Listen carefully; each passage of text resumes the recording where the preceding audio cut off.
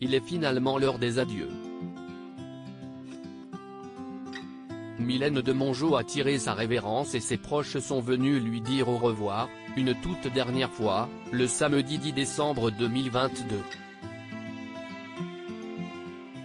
Les obsèques de la comédienne adorée des Français ont eu lieu à 10 heures précises au crématorium du cimetière du Père-Lachaise, dans le 20e arrondissement de Paris, comme l'avait annoncé son agent Laurent Grégoire plus tôt.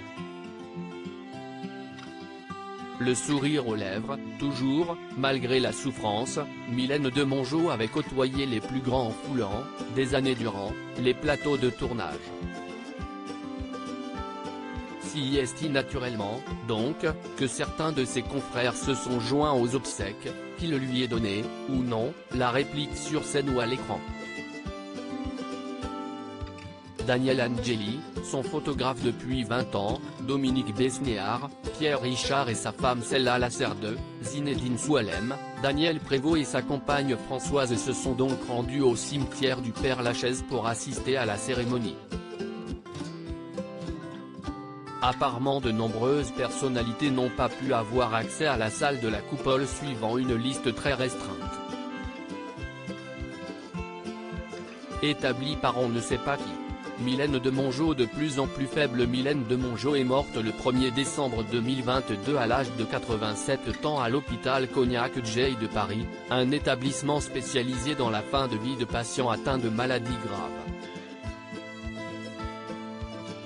L'actrice a succombé à un cancer à récidive du péritoine, l'un des plus compliqués touchant l'appareil digestif, alors qu'elle annonçait, 2 ans plus tôt, être totalement guérie.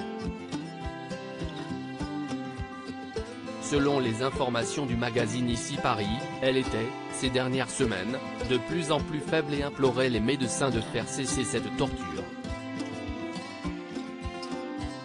Récemment apparue dans la comédie Maison de retraite de Thomas Gilou, avec Gérard Depardieu et Kev Adams, Mylène de Mongeau était particulièrement populaire, notamment pour avoir incarné Laurette Pic face à Claude Brasseur. Elle n'était pourtant pas la femme d'un seul rôle. En cette décennie de carrière, elle avait tourné dans plus de 70 films dont la trilogie Fantomas dans les années 1960, mais aussi Bonjour Tristesse, Les Trois Mousquetaires ou encore Sois belle et tais-toi. Si est un monument du 7e art français qui brille, désormais, tout là-haut avec le reste des étoiles.